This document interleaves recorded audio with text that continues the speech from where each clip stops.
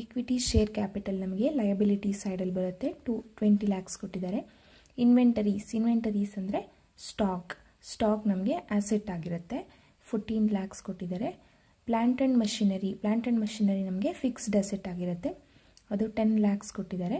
Preference share capital ನಮಗೆ owners equity capital ಆಗಿರುತ್ತೆ, liability ಸೈಡಲ್ಲಿ ಬರುತ್ತೆ 12 ಲ್ಯಾಕ್ಸ್.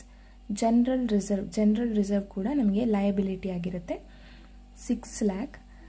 ಅದರ್ ಕರೆಂಟ್ ಲಯಬಿಲಿಟೀಸ್ ಇದೆಲ್ಲ ಲಾಂಗ್ ಟರ್ಮ್ ಲಯಬಿಲಿಟೀಸ್ ಆದರೆ ಇದು ಕರೆಂಟ್ ಲಯಬಿಲಿಟೀಸ್ ಆಗುತ್ತೆ 20 lac.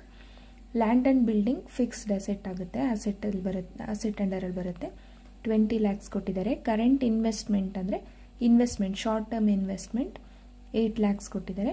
Cash equivalents current asset ಆಗುತ್ತೆ ನಮಗೆ, ಅದು 10 ಲ್ಯಾಕ್ಸ್ ಕೊಟ್ಟಿದ್ದಾರೆ. Short term loan from Chandra limited